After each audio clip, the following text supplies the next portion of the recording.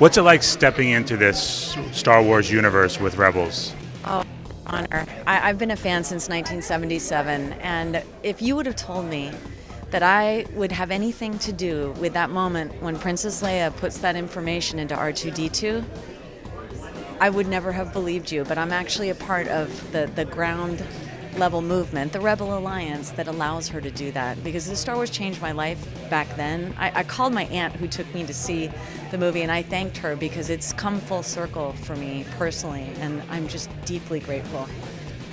Like, as a Star Wars fan, you have all of this Star Wars hoopla now with the new movies, the new TV show, new video games. It's a really exciting time for the Star Wars universe insofar as, I know fans of the EU are upset that certain things are no longer canon or there's all that business, but it's also really cool to have the synchronicity and the unity of all these different mediums. You have, animation, you have the film, you also have the literature. A New Dawn has come out. It's an exciting time to really explore the different ideas within the Star Wars universe in these different media, and they're all tied together, and there's going to be sort of a unifying factor, and that hasn't always been the case. So it's really cool to. I just finished A New Dawn. I finished reading it, and it helped me understand Hera so much better. So, not that there wasn't continuity before, but it's a time sort of bristling with excitement for everyone. People who are new to Star Wars and people who've loved it all their lives. So. For a long time, the only thing fans had besides the books and comics were video games. Did you ever explore any of the Star Wars games? I'm actually in a couple of them. I played Jan Ors in Jedi Knights 2, and I think I played, there was another Jedi Council member in Star Wars. There are several of the Star Wars games that I've actually been in as a voice actor. I've never played them. I'm horrible. I play Madden and NHL. Because I don't know, I'm not that ambidextrous apparently. So, but I'm also in Metal Gear Solid as Olga, and I have my friends come over who play, so I can actually see what the heck we did. It's really wild. These games are. I don't know how people get off the couch. It's quite all-encompassing.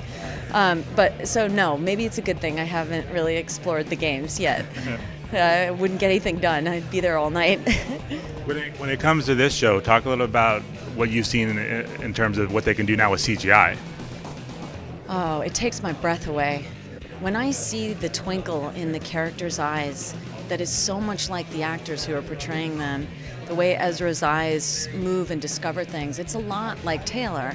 They've managed to animate the human spirit in a way that's quite elegant. It's obviously much like the Ralph McQuarrie designs, and slightly different from the Clone Wars in that sense. I noticed that the Wookiee's fur wasn't as sort of flowy and fabulous as it was in the Clone Wars, but it's its own style. So to see that choice made fully to its furthest extension is mind-blowing, really. When it comes to this series, can you talk a little about where it fits in the overall Star Wars world? Well, we're between episodes 3 and 4, and Order 66 has just occurred. All the Jedi have been killed, as far as the Imperial forces know. So those Jedi, like Kanan, he wasn't a completely realized Jedi when Order 66 happened, so he has sort of an unsteady feeling about his capabilities. It's a time when people have had to locate the best parts of themselves to commit to a death-defying choice. I mean, I've always said that the person you should fear the most is the one with nothing to lose. These are a bunch of ragtag underdogs who are going to make a difference because they keep committing on a daily basis. And like I said, we go to that moment where Leia gives that information that ultimately destroys the Death Star. We're going from that bleak situation of Order 66 to that new hope. We don't know exactly how that was built. I mean, when Simon said it was much like the American Revolution, if you were to sit down and follow the two dudes in a barn who said, I'm sick of this. Yeah, me too. I don't like this. We don't know those small conversations that led to a great uprising. That's what we get to explore, so it's lovely.